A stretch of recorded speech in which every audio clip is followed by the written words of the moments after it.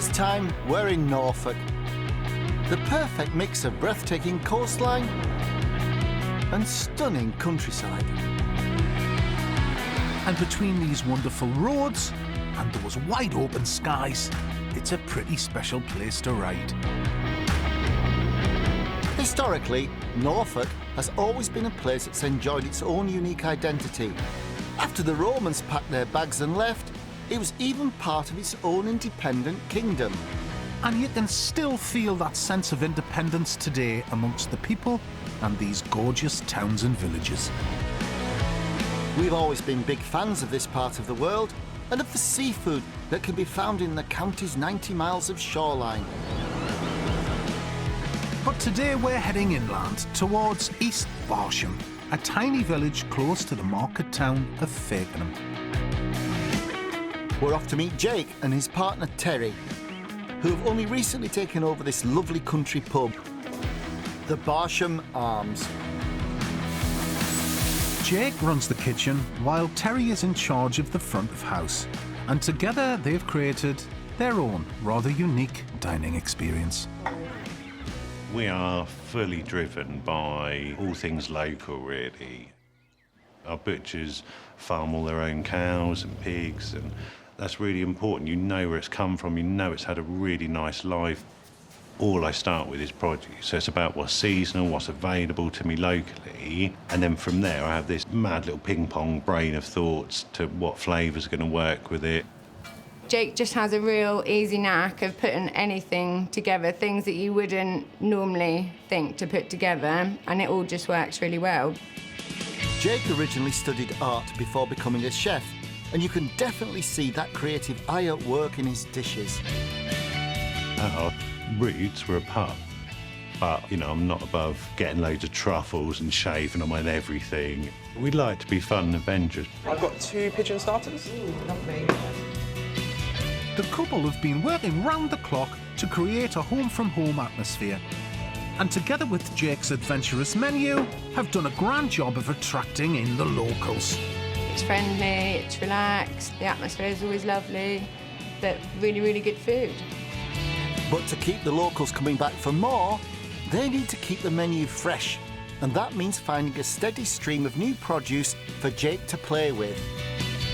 I'm always obsessed with knowledge and learning new skills and new tricks. There's always that sort of scope to create new things and work with new ingredients and discovering new little suppliers that are making cool things.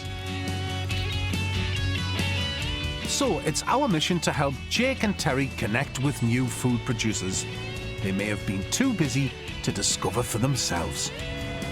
But importantly, they need to be producers that also reflect their love of great local ingredients. The Barsham Arms Country Pub and Kitchen, East Barsham. Beautiful looking pub. But first, we need to get to know more about what makes Jake and Terry and their fledgling business tick. How long have you had the Barsham Arms? I've been here for just under 2 years. But even with this 2 years, you're getting quite a reputation, certainly for the food and also you. for your hospitality. Terry. Jake just think it's the food. Should we have a look? Yeah. Let's get in the kitchen. Same here. Yeah. Same here. Be great. The Barsham Arms can seat just over 40 people, and you can feel the lovely warm atmosphere as soon as you come inside.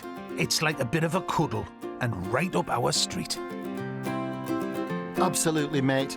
Now, pub food has come a long way since the days of a ploughman's and a Scotch egg, so we're really intrigued to see what Jake's doing to get his locals through the door. Today, I'm going to make you my Nanny Kim scone recipe, which I've jazzed up a little bit. Jake's Nanny Kim was the one who originally sparked his love affair with food. And I can't wait to see how his ping-pong process has turned her traditional recipe into something new and exciting. Starts with basically a dry mix, and then we just add milk to reach consistency. Do it by eye. And you'll know by the texture and feel of it as you're working the mixture. You can feel it just sort of coming together. It's a funny thing, a scone, isn't it? There's so many rules and... Yeah, my nan wouldn't ever let me touch a rolling pin. You No, know, you've got to push them out not with for hand. scones. No, That's it. absolutely not. Right, so once the mix all comes together, try not to overwork the butter and the flour. egg wash the top. And it's ready for the oven. There's certainly a lot of care gone into these lovely looking scones. Well, the anticipation of scones coming out of the oven never changes, does it? And with scones, timing is crucial. Well, I reckon you got 2 minutes there. Tap, tap, tap. Nah, another couple of minutes. After a little more time in the oven and a little more scone whispering, Yeah. Yeah, We're ready for action. That's a fine looking scone you've got there, Jake. thank you very much. So on top of them, we have lots of things that we grow in the garden. Jake's adding some of his homegrown rhubarb, peaches, plums and strawberries with some clotted cream. It's just the generosity of it all, isn't it? It's so lovely. I should imagine once you've had this, then you wouldn't try the others, really. Yeah. and he's not finished yet. So these are little micro basil leaves, just to give it that little bit of extra sort of freshness. Portions are very generous, Jake. I mean, I'm a Norfolk boy at heart. I might like pretty food, but you don't get to be this big with these little portions. That is beautiful. There we go, tuck in. How do we attack this? With gusto.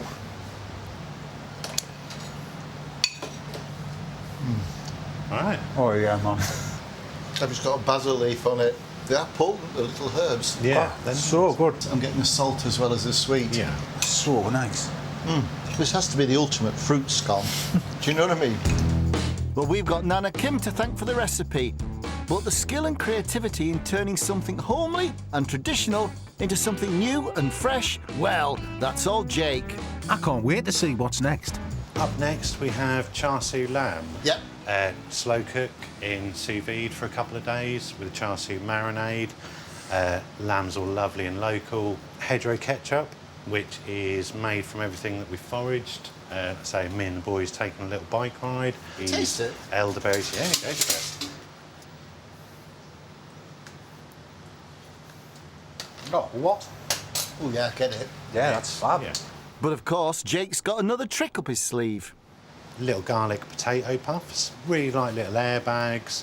Yeah, and then we just coat them in fresh Do you make garlic. those yourself? Yeah, just dehydrate potato, blitz it up, and then rehydrate it, and they puff up lovely. Get That's those brilliant. in the oven. This lamb has been sous vide, so effectively it's cooked. So it's a lovely fatty piece of lamb shoulder. Well, obviously, if you cook that rare in an oven, it would just be inedible.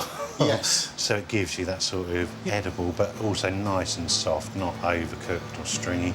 I just love how much Jake has got going on here, especially the attention to detail with the slow-cooked local lamb. Our lamb's been 2 days in the making already. Yeah. How long in the oven now, Jake? Not very long. We cook really high, 215 degrees, Right. full fan, dry heat, really for about sort of 5-7 minutes. This is far from your average pub food. When you've got a lot of locals and returning customers, what you find is people, you know, they'll get bored if they come back and you've got the same menu all day, every day. You just want to be sort of, being a bit more playful and, more fun. It's so great that Jake's injected a sense of theatre to his dishes. Those potato puffs, the hedgerow ketchup. It keeps the punters interested, and like everything else here, it's all local. That looks such an interesting dish, Jake. Get involved. I love that getting involved. Involved. Great. Little dip in the ketchup. That lamb's fabulous. So tasty. It's gentle, isn't it? Yeah, very gentle. The hedgerow ketchup's fabulous. And I like the fact it's something that really sort of evolves throughout the year, you know, and we're now at that stage where we're getting some blackberries through soon and the rest of the sloes will come on. You can just pick them, you know, turn them into something together. It's another take on lamb and jam, isn't it? Really good. Pleasure to eat. Pleasure. Jake, what do you look for in a supplier? They've got to be a nice person, first of all. I like good people. Obviously, local produce. And their passion and enthusiasm is a two-way street, isn't it? Because that inspires you, but then you inspire them. It really feeds The it. whole thing's like a Yeah. self-generating tornado, Same isn't with- it? Well, I think it's fair to say we've now got a good sense of Jake's ethos.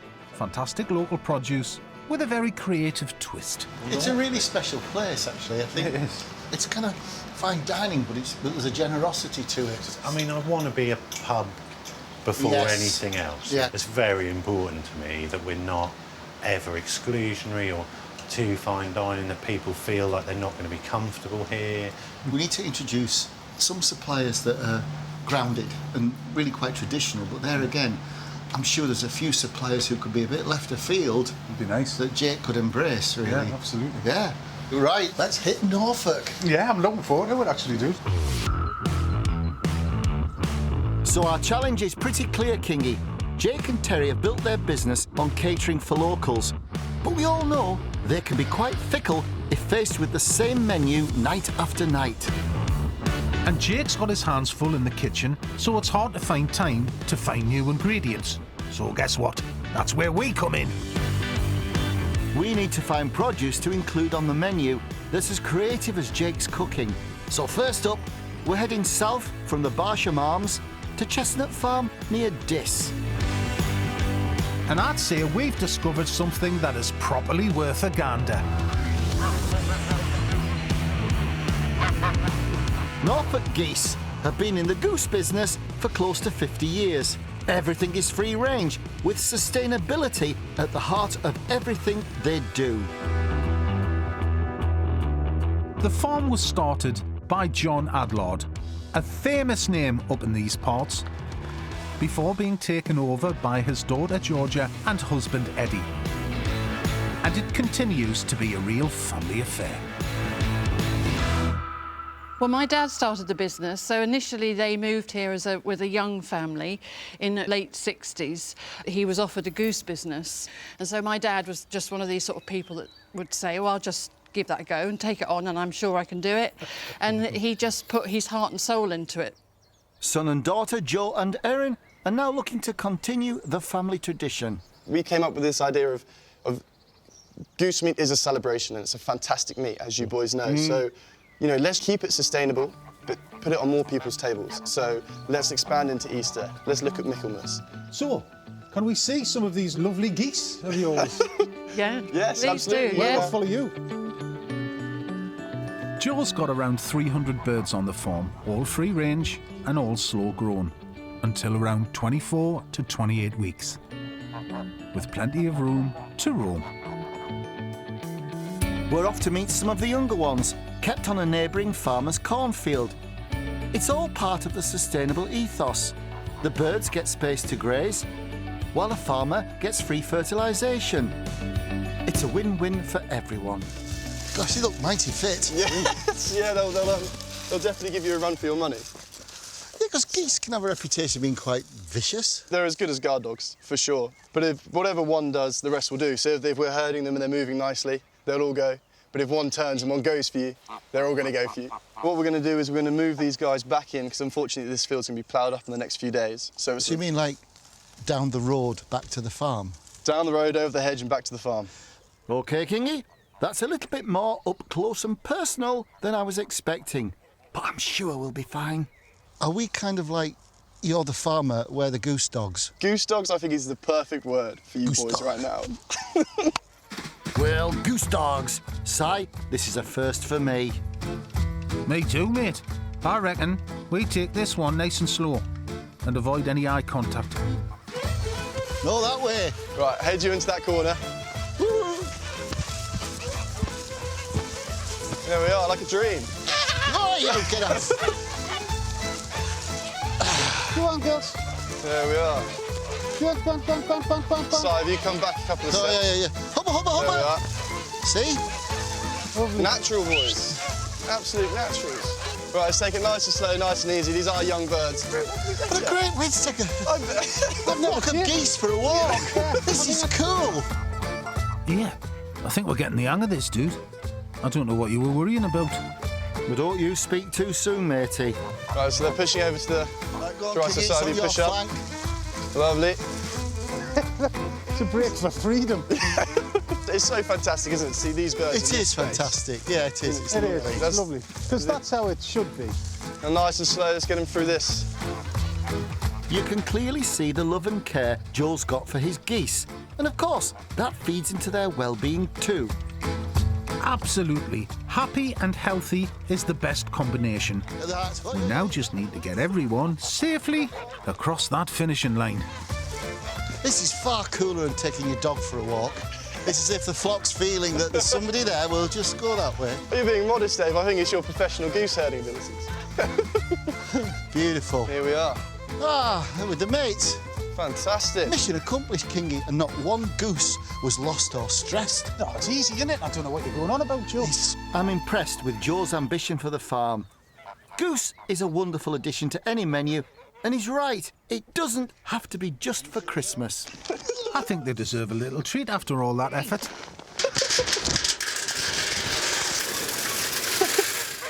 Come on. And it looks like the older birds feed first. Yeah, absolutely. They're such animals of habit, so they'll have a feed, then they'll have a drink, and then they'll go clean themselves in the middle of the field. My mind's going crazy with what we can do with the product. Absolutely. And that's what we need from you. Yeah. I'd love to see what you boys can come up with. Well, there's a chef, Jake, and his partner Terry, who was front of house. He's got a very busy restaurant. He wants some new suppliers. And you know, something like this, I think it'll really tickle his imagination. That's particularly interesting. So we only really look to supply a certain group of people. Yes. And it's ones that are going to respect their food and do a good job with it. So Jake certainly would. Jake sounds like the man for the job. Let's go back and do some cooking. That's good, yeah. Yeah. Can we do that? Yeah. Right. Absolutely. Well, fantastic Thanks, to meet Joe. you both. Thank and you. Thank you so much for That coming was to the farm. wonderful. Oh, it's good to see you, man. We set out to find something a little bit different for Jake and Terry. An ingredient that could keep their menu interesting and exciting for their locals. I'd say that was job done. After filling our panniers with some of that lovely product, we're back on the road and heading off to find our base for the week. We're staying just 10 miles from Norwich, near the tiny village of Spooner Row, in a newly renovated barn conversion, surrounded by beautiful Norfolk countryside. We'll be cooking 3 dishes to show off the ingredients we find in the hope that we can impress Jake and Terry. And I'd say this is the perfect place to do it. This is it, Si.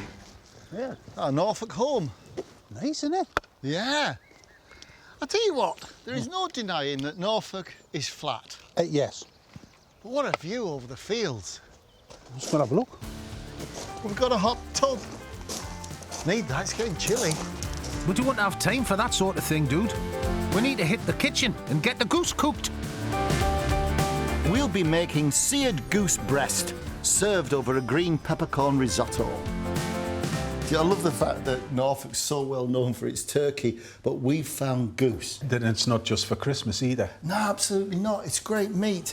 You know, and Jake likes something new. Well, we've got it for him. Let's just keep it really simple. I'll salt it, sear it on the griddle, finish it off in the oven, slice it and just sit it on top of the risotto. And that way, it's not going to make the risotto greasy. There you go. So if you bite through that, you'll have the crispy skin. Yeah. And then you go through that goose. Yeah. Just pick up the sharp peppercorns with mushrooms. Beautiful. While Si prepares that lovely goose, I'm going to make a start on the risotto. Into the pan goes some butter, oil, shallots and garlic. There's something elemental, isn't there, about frying shallots and garlic. It's just that smell, isn't it? It is, isn't it? And I'm also going to use some peppercorns with my rice. These are lovely fresh ones as well. Absolutely gorgeous. They are great with fatty meats. So I've got my rice, I've got my peppercorns, I'm off. True risotto style.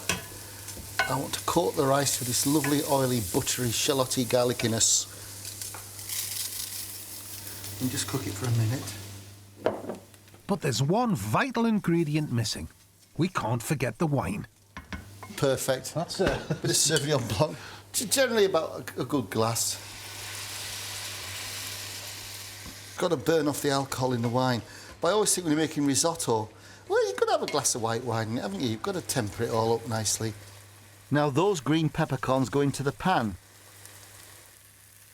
followed by some hot chicken stock. And I think, contrary to popular opinion, you can walk away. You don't have to stir it all the time. And as it cooks off, you just add more stock, ladle by ladle. That looks fabulous, dude. Yeah, it's the old tricks, isn't it? Yeah, just keep an eye on it. While Dave's keeping a careful eye on his rice, I'm finishing the preparation of the goose. carefully cutting small diamond shapes into the skin. It's all in this precision, isn't it? Yeah. Like cutting through the skin but not the meat. And it's lovely because it opens up a bit. Well done, mate. The fat layer on this is just remarkable. It's so good. Look at that. Lovely. Absolutely lovely. Well, I'm going to salt this, and then these will just stand. It'll be quite nice just so the fat opens up with the salt a little bit. After the goose has rested, it's off to our griddle pan. Skin side down first. Yeah. Look at that meat. It's beautiful colour. Smells gamey. You can tell the husbandry's good. Like the colour, the vitamins, you know, that's not factory farming. No. Oh, nice job. I'm going to stick that in the oven 10 minutes, 200 degrees, and by that time we should be all right with it. Yeah, by the time we rested 5 minutes. Exactly. So 15 minutes should see me done. I mean, I'm not rushing this, and I want it to be cooked absolutely spot on. Exactly. So, it's back to the risotto. Kingy, whilst you're cooking your goose, as they say, would you chop us a handful of fresh mixed herbs? Yes, absolutely. But I just think the fresh herbs, not too many, that they're just going to give a lovely finish on it. Really fresh. Yes, absolutely. There's a lot of aromatic stuff going on in this risotto. Now it's time for my mushrooms, cooked with a little bit of butter. I'm going to saute the mushrooms separately, because I kind of don't want them to stew in the risotto. Nah. Now I just fold them in when I fold the cheese and the herbs in. You know what, mate? I think we're there. Let's have a look. Look at the goose fat. But we'll drain that off, we'll have that. Yes. Crispy. Genius, it's perfect. So we'll just take these out, let them rest, so the flesh doesn't cook anymore. That should give me time to bring my risotto flavours together. And there's a bit of butter that's clinging to the mushrooms. Well, that's just going to help the risotto, isn't it? And now the herbs. I'll start off with half. I might put some more on the top. I'll take my parmesan. At this point, you could add some cream or butter. I don't think we need it. I think I'll be cheeky and finish off with the rest of the herbs. It smells great, mate. Fantastic. All these flavours should go beautifully with the goose. Oh, yes. Isn't that crisp skin? Oh, that's how we want it cooked. Yeah. It's pink, it's not bleeding, and just a drizzle of oil to finish. I think that's perfect. Let's taste it, mate. Let's go, dude. Oh.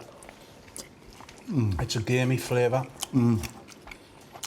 That's great meat. It's different. Yeah. You've cooked that perfectly, Kingy. But Dave, it's easy, because it's great meat. The risotto's got a peppery fire. Oh. It's herby. It's rich. The risotto sits beautifully with it, mate. Really does. Well, that's good. I think we're rather clever sometimes. On occasion. Well, today was one of those occasions. I think that goose is going to go down really well with Jake and Terry. We know their customers are mostly locals, so he needs his menu to be fresh, exciting and surprising to keep them coming through the door. Now we just have to make sure the other two ingredients we find in this gorgeous part of the world are equally as impressive. Yeah, well, it was amazing with Jake. He really was a proper one-man band in that kitchen. His recipes were original, he loves his suppliers, but we've got to find something he hasn't got yet. We've got to find something that he can't do without, but he doesn't know it yet. Also, I think we want to find something new. Maybe something that's on trend. But then we need to go traditional, because some of his styles are pretty traditional. Right, come on, mate. We need to get on our bikes. Let's go and sort Jake and Terry out with style. Stuff, Dave, stuff Style. we need. Never let it be said that we hairy bikers aren't on trend. It's estimated that in the UK, there are more than 7 million people who are now following a meat-free diet, and that number is growing. Jake and Terry already offer some great vegetarian dishes, but we think expanding their offering could be a great way of future-proofing their menu. One of the most popular meat substitutes in the UK is tofu, which is originally from China and is made from condensed soy milk. We're heading towards Lenwade to a company called Tofu, who create their own special version of this incredibly versatile ingredient. The company source their soya beans locally, grown just around the corner, which means that Jake can be satisfied that his produce is pretty kind to the environment too.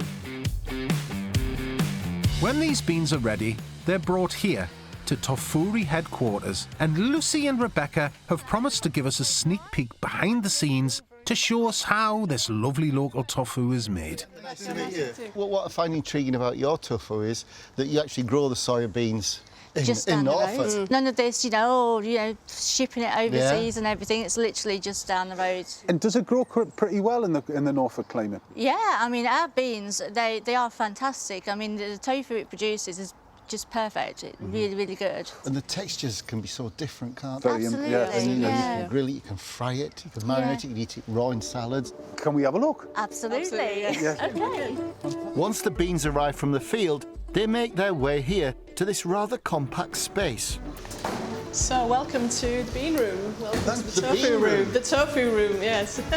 This is fabulous. So here are the beans here. Rebecca's been soaking the beans in water, ready to begin their transformation. It's very much a machine-led process with a little bit of human touch. Yeah. And it all starts with the soaked beans. Once the beans have been thoroughly rinsed, they're transferred to the grinder, And in they go. where they'll be turned into soya milk. Where did you learn to make tofu, Rebecca? I learned to make tofu here in Norfolk. The gentleman that came to assign the machine taught me the skill and the art of how to make the tofu. Wow. It's taken me a few years to perfect.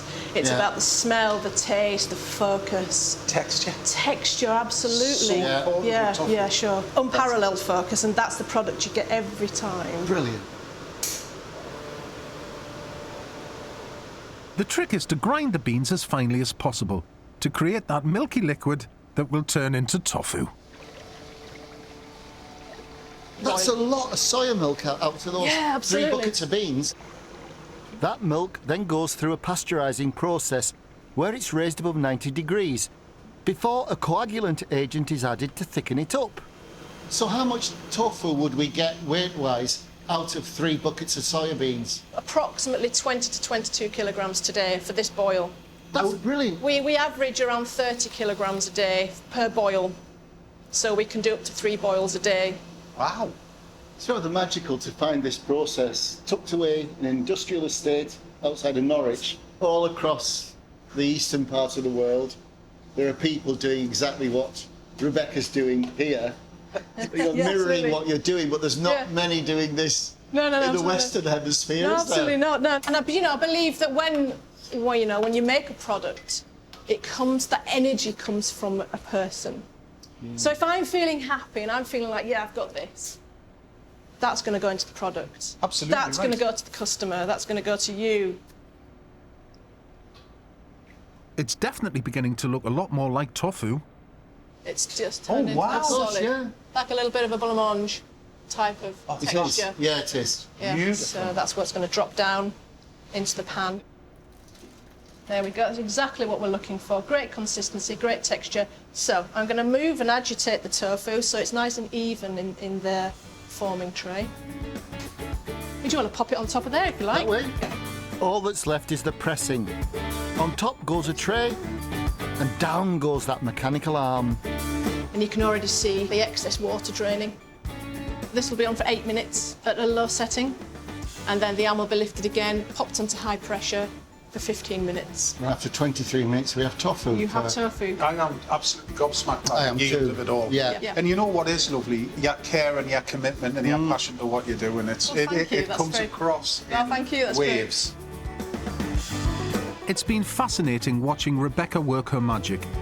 And now we've seen how those lovely tofu cubes are made, we need to check how good they taste. And that's where Lucy comes in. So, using our tofu, we make an assortment of different things. Some of our most popular items are our sausage rolls. Right. And we do that in 3 flavours. And then we make our pasties. We make it from the same tofu, but we freeze the tofu, Right. defrost it, and it has a completely different texture. With freezing it, it keeps it firmer. That's really interesting to know, and I think there's a lot of people at home that'd be going, right, Yeah, got it. absolutely. If you try it once and you think, oh no, it just falls apart, just try freezing it. It's good to know that tofu freezes well, and that you can cook it from frozen. It means chefs like Jake can buy it in bulk.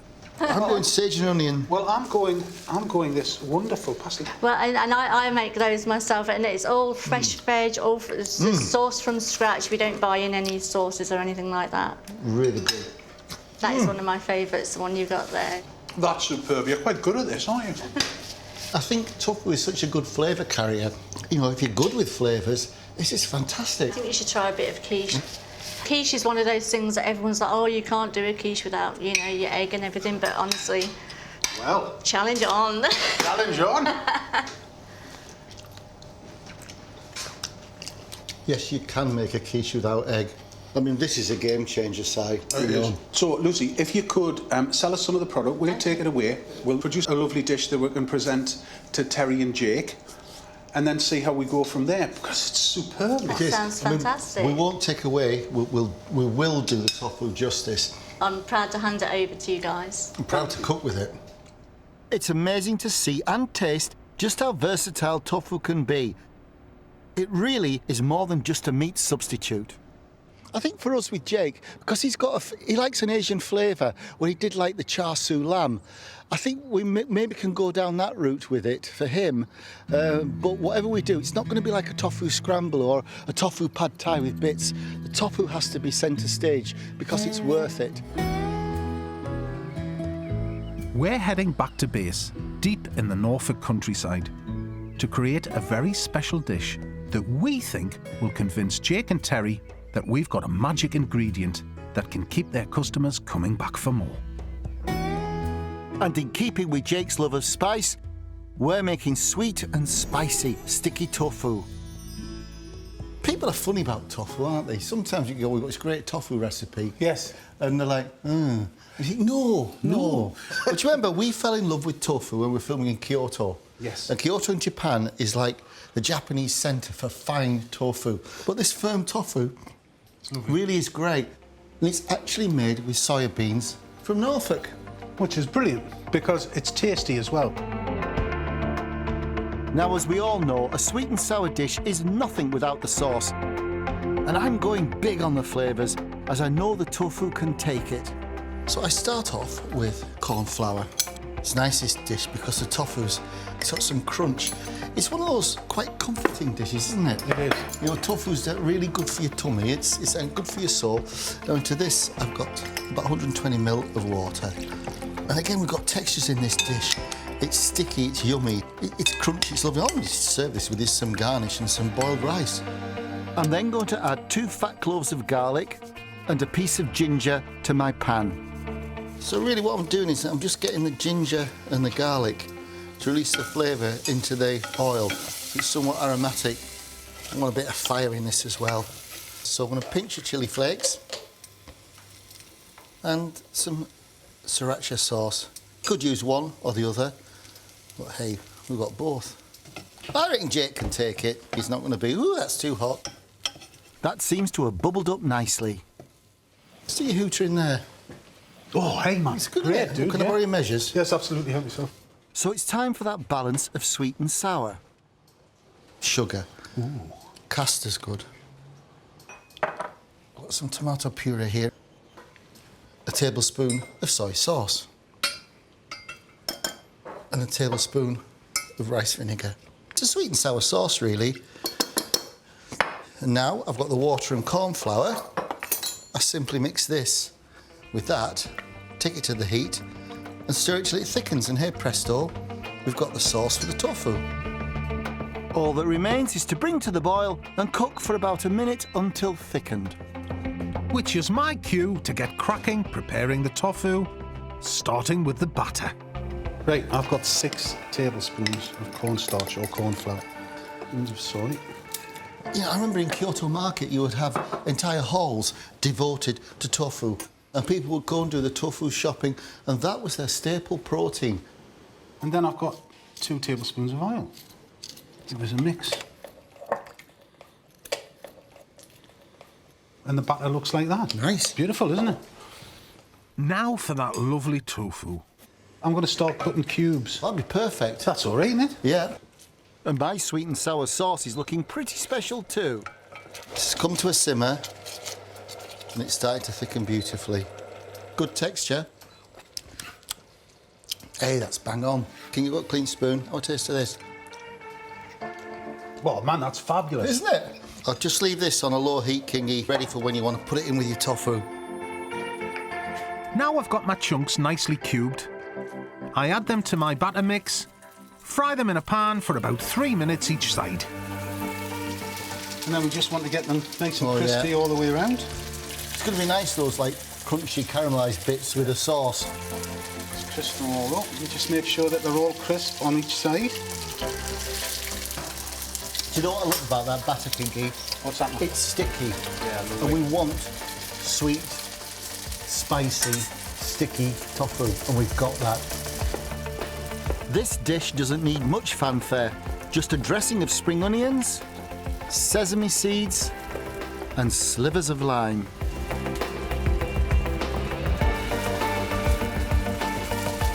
Well, that looks really good. I think we're there, you know. Right. Should I just tip the sauce on? Yeah.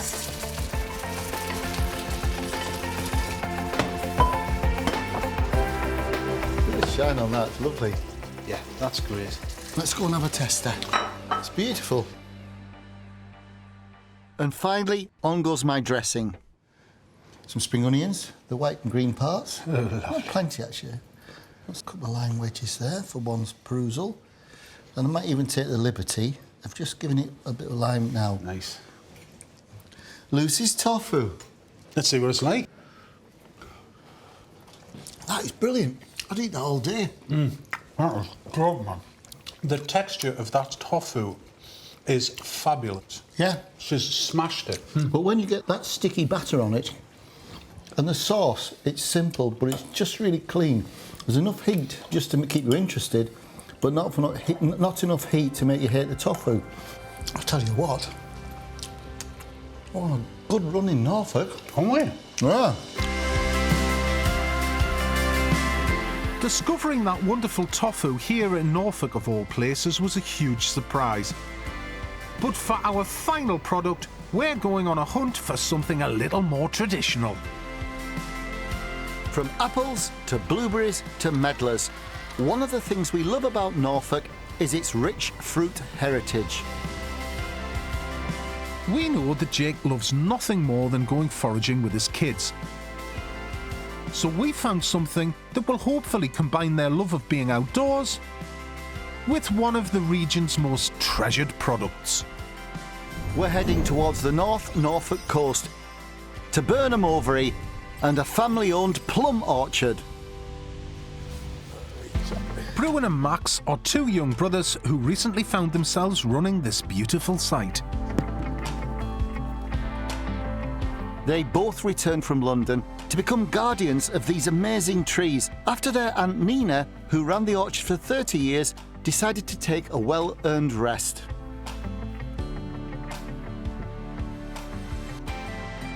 And the lads have been quick to look to the future, offering us some new and exciting products, from drinks, liqueurs, to even plum vinegar. We're hoping the mix of the new with the traditional might make a delicious combination for Jake and Terry. Hello, I'm Dave. I'm Bruin. Nice to meet you. Nice to Max. meet you. Hello, Max. Nice to meet Max, you. Hi, I'm Si. Nice to meet you. How big is your orchard? It is 25 acres, more or less. That's a lot of fruit. It is 3,000 trees. Are they predominantly plums? Predominantly plums, but gauges, damsons, and a few apples down the end there. Right. Wow. So how many varieties of plums do you grow? Over 40. Joking. Yeah. Is there 40 varieties? I didn't even know. I didn't know that. That's 40 brilliant. varieties of plum. That's brilliant, lads. I'm intrigued to find out what are the difference between the different varieties of plum. Now, there's one plum that I never knew about. Jubileum, yeah. Gauges and damsons, We had some idea, didn't we, Dave? Yes. Victoria Plums, of course. Yeah, they're the flag bearer. Of course. Everyone knows them. Everybody knows them. So, can we have a little look about your orchard then and see? Sure, yeah, we'd love to show you. Thank you. Mind? This amazing orchard was the vision of Max and Bruin's great-uncle Gary, who planted these trees way back in the 1970s.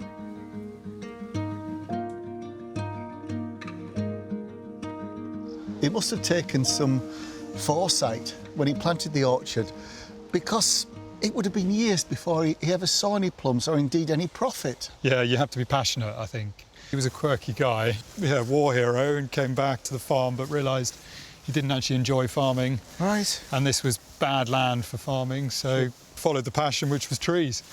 Why 40 different varieties of plums? Just to prolong the season. A plum tree would normally just pick for a week, 10 days, right? Yeah. So if you had one variety, that would be your season. Right. But ours starts kind of early, mid-July and finishes late September. Oh, wow, great. Presumably, one variety of plum tastes different to another. Exactly. And I think people love that, you know, and they keep coming back every week for a different plum. We know that Jake loves to use fruit from his garden in his dishes, so we'd love the opportunity to introduce him to a range of new and exciting flavours that are also right here on his doorstep. So what's this one? So this is the Jefferson Gage. It's American, named after Jefferson. It's big and juicy. Can I peach one? I mean, Try and get the softest one. Oh, that's soft. Yeah, they're basically there. Oh, gosh, they're sweet. Gages tend to be sweeter than plums. Although plums, gages and damsons are all stone fruits and closely related, they differ by size and flavour. Plums are usually larger and soft-fleshed. Gages are small, sweet and round, and damsons tend to have a spicy tart flavour. But all are delicious for cooking. How wonderful to have that seasonality. You'll be able to get the fruit, taste it, then think creatively what you could do with it. So it can be a summer menu or even on an autumn menu. I think it's time we started filling those buckets, Dave. And I love it that we can try before we buy.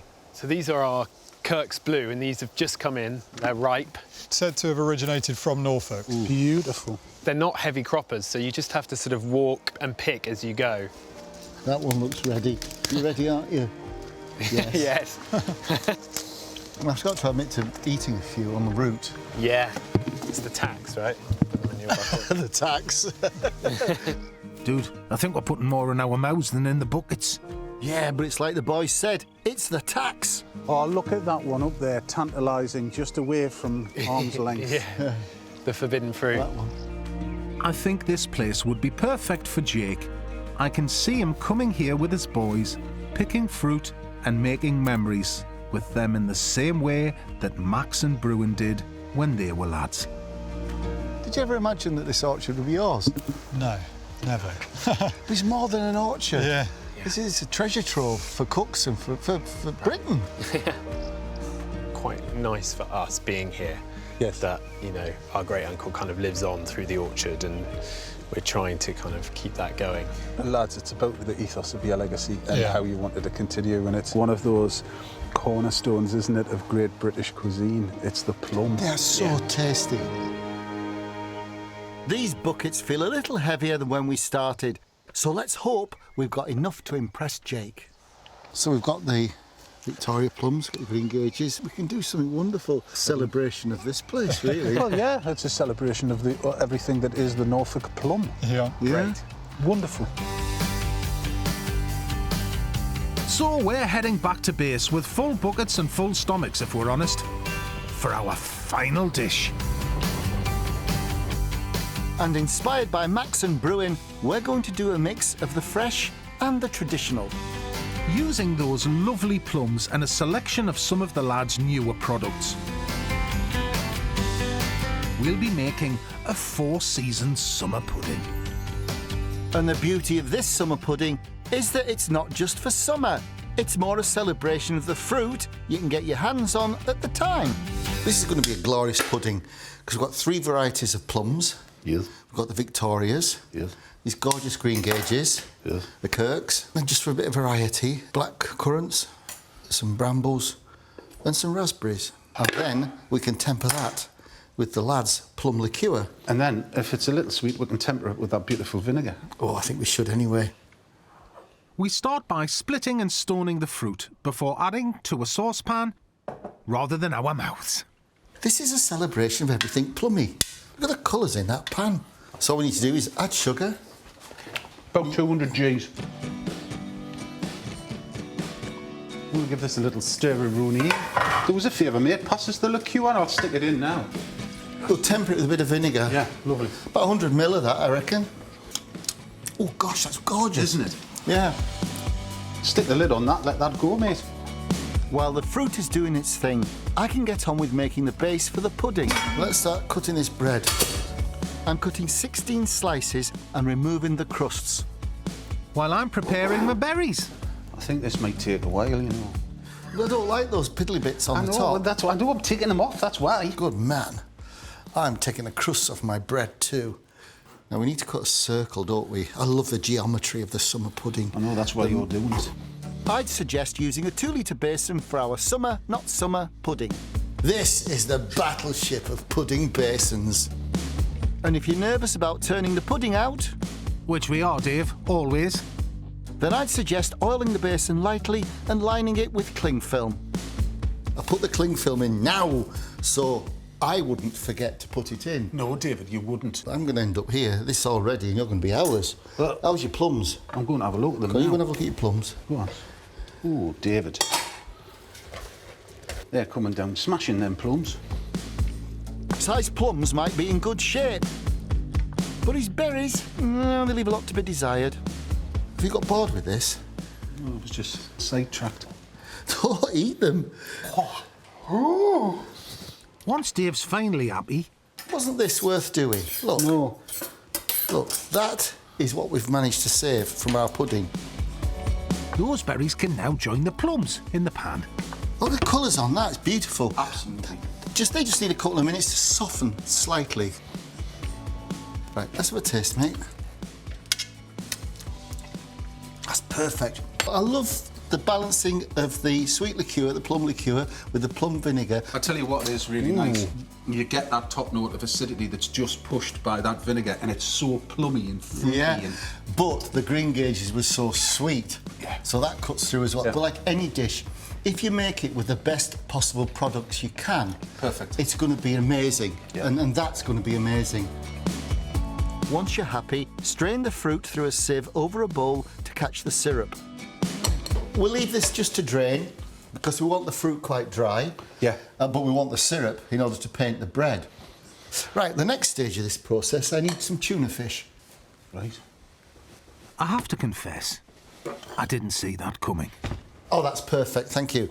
Now, all I do is, you see, I use that as a template to draw around to make the... You didn't think I was going to put this in our summer pudding, did you? Yeah. Dip the bread in the syrup. Just one side will do. And put into the bowl. Syrupy side out. Syrupy side out? Oh, yeah, like that. You start to line up. Dip. And you just build up, and because of the angle, there's a beautiful symmetry to it. And when we turn it out, you're going to have these lovely lines down the outside. But what was it your mum used to do with one of these? It was a cheat? Once you'd done that, she used to put like a bit of scaffold on, so another bit of bread there, just 4 pieces of bread so it held its shape. Yeah, well, what I'm going to do around the bottom, I'm going to do a little scaffolding piece of bread just to keep you happy. Oh, yeah. I think we're ready for the filling. Actually, it's very good, that, mate. There's not a gap in sight. This is a good bit. Put that there. And that means there's plenty of room for all that lovely fruit. Do you spoon some juice? You should save some juice for pouring over the top. Absolutely. That is kitchen gold, isn't it? And that's going to soak into the bread. I think that'll do us, Dave. I think so too, matey. Now we just need to fill to the top. So it's back to my trusty tuna tin. Can be quite random about this because obviously this is the bottom of the dish. Yes. So as long as it doesn't leak, we're not too worried. Just overlapping on that edge. It's going to be great. Finally cover with a small plate and then weigh it down. A couple of jars will do the trick. and leave it in the fridge overnight. But as we didn't want to leave anything to chance... This is yesterday's. Been in the fridge overnight. Oh, don't involve me then.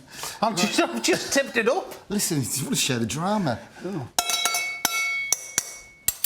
When you're ready to serve, turn the pudding out onto a plate and brush with some of that fruit syrup. Look at that. Nice. Garnish with a tumble of extra berries and serve with the remaining syrup and clotted or pouring cream. Oh, look at it, man. It's lovely. I know, it's solid. That's what you want. Let's go. Because it is a pudding. Smashed it. We've got 5 plum products in there. That's a success. Over the moon with that. Well, we might think those plums are melt in the mouth, but we still have to convince Jake and Terry. The plan is to present our 3 dishes and hope to impress them with the produce that we've found. We know their pub keeps them busy, so finding time for new suppliers is tough. So we're hoping we've discovered 3 great ingredients that will keep refreshing their menu. First up is the tofu, made from those soya beans grown right here in these local Norfolk fields. Hello, Jake. Hello. Hello, Terry. Hi, Jake. Hi, Terry. How are you? Yeah, very well. We've been busy. What we've tried to do is, it being a pub, cater for all the clientele that comes, drinks beer, sits, has a lovely time. Well, we've tried to look for suppliers, some new, some old. This one here, the first one, we noticed you use some Asian flavours in your food. Did you know that there was one of the best tofu makers in the country in Norfolk? I didn't, no. They started in a vegan cafe anyway. They do a firm, a smoked and a silken. So what I've done for you today is a sweet and spicy sticky tofu. Do enjoy. That's a league of its own. That's gorgeous. Really good. Just lovely and unique, just such a simple produce. Dave and I picked up on the story. You wanted to be able to tell the story. Yeah. And it's important that you know the effort and the love and the care that goes into the produce that you're cooking with, I think. If you had that relationship with them, if you did a tofu dish, Oh, yeah. you could have some spectacular tofu just made for you. Yeah. Now we're Nice talking. speaking. Yeah. So is that a hit? I absolutely love it. I love Really it. nice. Just clean, simple. Really lovely flavours. Well, that went down well. Let's hope the goose from Joe's family farm will hit the spot too. This is proper Norfolk goose. Yeah. Lovely. And they can supply goose 365 days of the year. You can just tell it's a loved piece of meat, though. That's, yeah. Yes, you can. I mean, that is lovely reared bird, So strong. lovely flavour, really nice sort of fat to meat ratio. This is incredible. Yeah, really You're good. going to love Joe and Erin when you meet them. I'm really excited now. What you find a lot as a chef, you get really into not so much like a repertoire of dishes, but a bit of a rhythm with like your suppliers and the produce you're using in the seasons. So it's really lovely just to have that outsider perspective, you know, to bring you some new bits, things you wouldn't normally be looking at or thinking about. So, Jake, do you reckon you could use goose? Oh, 100%. I think I'll definitely be using it. Definitely. I did say that Norfolk was one of our favourite places. Let's see if we can get 3 out of 3 with our plums from Max and Bruin's Orchard, where Jake and his family can have their pick of 40 different varieties. There's a world of plums. I didn't know. Everything's picked fresh that day, or you can wander off with your bucket and or your punnet and go and pick plums. Jake's obsessed with plums at the minute. I know. And the children. The boys love to go and pick anything now as well. What a They lovely love thing it. to do. That's the thing I love, finding, you know, new ingredients, new flavours to play with. So, what do you think? Incredible. They're incredible. Fantastic. Oh, we can't wait to meet these guys as well. Well, that's 2 happy faces, and I sincerely hope that we've brought some new things for you to consider to the table. Definitely. Would you be wanting their addresses? Yes, all of them. No, everything we found here found some amazing people, some amazing produce. So We should toast to talk. you and Thank toast you Norfolk. so much. Cheers. Cheers. You're very, very, very welcome. Cheers. I'd call that a hat-trick. Let's hope that will help inspire Jake and keep his locals beating a path to the door. Really nice. really nice plates of food, really interesting stories about the local suppliers. Yeah, lots of things to think about, new people to meet, new things to play with. Yeah, exciting, really exciting. People, especially when they're visiting Norfolk, they want to know that the food is, you know, sort of authentically Norfolk. So it is really lovely, and it's easier to sell when you've got that lovely backstory and all the love and passion that goes into, you know, what these suppliers do and what they can turn out. There's 2 businesses that go back over 50 years and 1 new business. Each, they surprised me, they delighted me, and it was so lovely to be able to pass that on. And you can look into people's eyes when they're eating their food, and that went down very well, and they were intrigued by the stories as well. It fits really in with their brief.